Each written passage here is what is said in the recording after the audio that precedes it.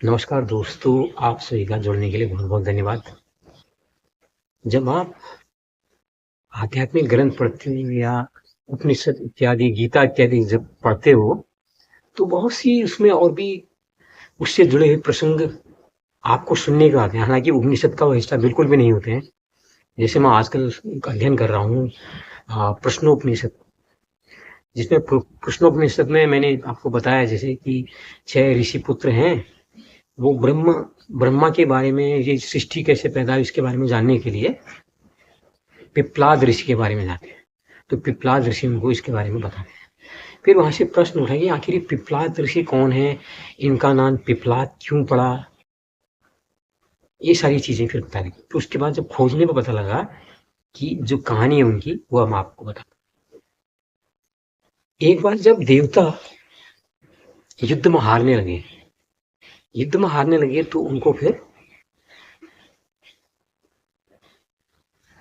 ये पता लगा कि अगर वो महर्षि दधीची की हड्डियों से वज्र बनाएंगे तो उस वज्र से वो दैत्य को परास्त कर सकते हैं।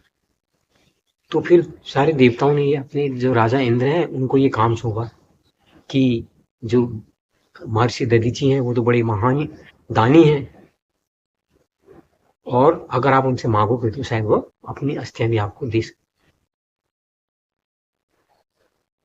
तो अब ये इसके लिए कहा जाता है कि जो इंद्र जो है महर्षि दधीची के पास चले जाते, वो कहते हैं कि इसमें हे ऋषि, हम तो इसमें बड़ी संकट में हैं, तो थोड़ा आपकी मदद की जरूरत है। मैंने कहा बताइए, मैं कुछ भी नहीं, प्राण देने को तैयार हूँ। बोला सच में?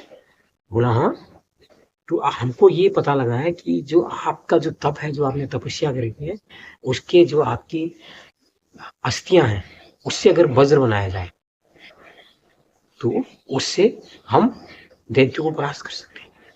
तो उसने कहा तो फिर इसके लिए तो मुझे अपने प्राण त्यागने होंगे। तो उसने कहा बेफिक्र रहिए, अब आप मेरा यही जो अस्थियां हैं मेरी, आप उनको लेके जाइए।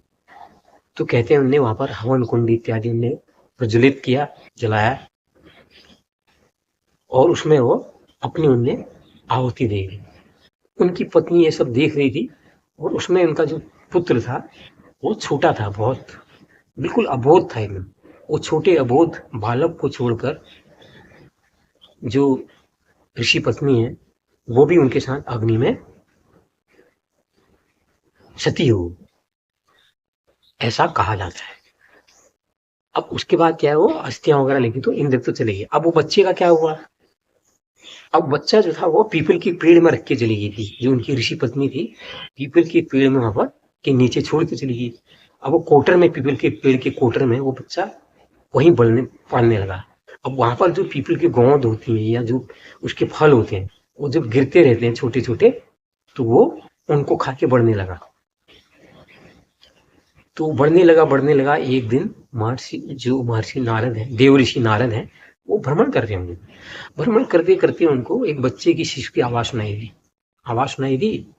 तो उन्होंने फिर पास जाके देखा कि यहाँ पर तो बच्चा है, उसमें तो थोड़ा वो जो बच्चा है बड़ा हो चुका है।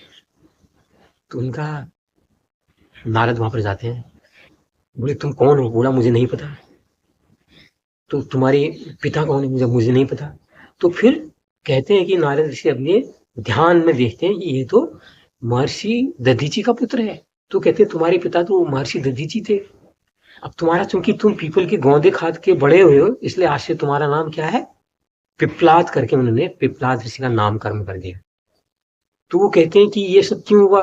मेरे मैं अल्पायु में ही, जब मैं अबोध था उस अवस्था में मैं पितृहीन मातृहीन क्यों हो गया, और मेरे पितृ को क्यों कम अवस्था में अपनी देह त्यागनी पड़ी? तो कहा जाती है उनकी वर्ष उसमें जो दधीची जो ऋषि थे मात्र 31 वर्ष के थे। तो देवर्षि नारद कहते हैं कि शनि की महादशा तुम्हारे पिता के ऊपर चल रही थी, इसलिए उनको अल्पायु में भी प्राण छोड़ने पड़े, त्यागने पड़े। और तुम्हारे साथ भी महादशा चल रही थी शनि की, इसीलिए तुम अनाथ हो गए। उसने कहा अच्छा, इस तुम अब ये तो गलत बात, मैं तो शनि से बदला लूंगा।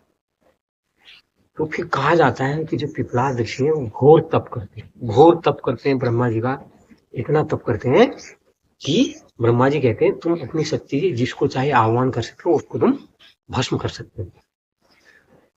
तो घोर तपस्या करते करते जब उनके अंदर शक्ति आ गई तो उनने फिर सीधे शनिदेव का आह्वान किया और शनिदेव प्रकट हो गए और उसके बाद उनने भस्म करना शुरू किया, उनको जलाना शुरू कर दिया पिपलाद ऋषि ने। वो जलते जलते जलते पूरी आवाज सूर्यदेव तक पहुंची, क्योंकि शनिदेव जो है सूर्यदेव के पुत्र हैं। बोले ये क्या हो गया?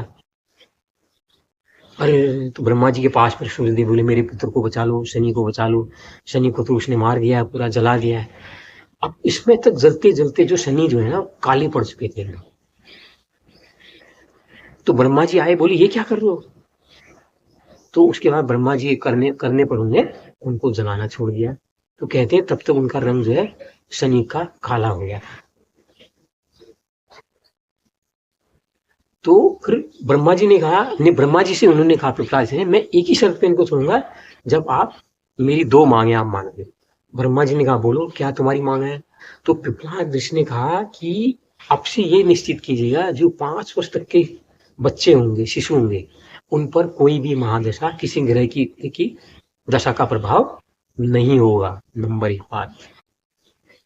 और दूसरा, जो भी व्यक्ति पीपल को जल अर्पित करेगा, पीपल की पूजा करेगा, उसको शनि दोष नहीं सताएगा। तो इसीलिए कहा जाता है हमारे जो सनातन धर्म है, जो पीपल की पूजा का विधान आया है वो तब से आया है। और शनि का रंग भी देखो जलाने के कारण काला हो गया, इसलिए आप देखते हो। और शनिदेव की जो मूर्ति होती है वो काली होती है और इनका नाम शनैचर, शनिचर भी कहते हैं। शनैचर मतलब धीरे धीरे चलने वाला। जब ये धीरे धीरे चलने वाला ग्रह हो गया तो इसका नाम शनैचर भी इसलिए कहा जाता है। ये कहानी थी पिपलाद ऋषि की। अब यहाँ पे कुछ लोग कह सकते हैं ये कथा है, कहानी, लेकिन आप देखिए जितनी भी चीजें हमारी जुड़ी हुई हैं वो सारी प्रकृति के साथ जुड़ी हुई है। इसके पीछे क्या आया कि वृक्ष संरक्षण का, मतलब पीपल का एक वृक्ष ऐसा है जो दिन रात और दोनों समय 24 घंटे ऑक्सीजन देता है। जब ऊपर ने विधान वाले ने सृष्टि बनाने के लिए सोचा होगा कि अगर ये पेड़ों का संरक्षण करना है तो इसको हम किसी न किसी चीज के साथ हमको जोड़ना पड़ेगा। इसको इस तरह से भी आप समझ सकते हो। कथाओं के मर्म में जाइए, कथाओं को आप सिर्फ कथा की तरह मत देखिए, आप यहाँ पर सीधा और सपाट देखिए कि एक तो यहाँ पर ये आ रही, कोई भी अगर गहन तपस्या करेगा तो फिर वो ब्रह्मा को भी हासिल कर सकता है, ब्रह्मा जी उसके आगे जुड़ सकते हैं। सवाल है त्याग और तपस्या का। और दूसरा यहाँ पर क्या है कि प्रकृति का संरक्षण। आप देखो जब पिपलाद ऋषि पीपल के प्रति उनके अनुग्रहित थे तो पीपल का उन्होंने कहा कि संरक्षण हो, तो नहीं अपने लिए कुछ मांगते, उन्होंने कहा नहीं, जो लोग पीपल में जल चढ़ाएंगे उनको शनि का प्रकोप नहीं लगेगा, कोई भी महादशा को नहीं लगेगी। उन्होंने भी इंडायरेक्टली प्रकृति संरक्षण का ही काम। ये थी महर्षि पिपलाद ऋषि की कहानी, जिनने प्रश्नोपनिषद में जिनका जिक्र आता है। ये थी आज की कथा। कैसी रही आपको जो बताइए, लाइक कीजिए, शेयर कीजिए, सब्सक्राइब कीजिए। नमस्कार।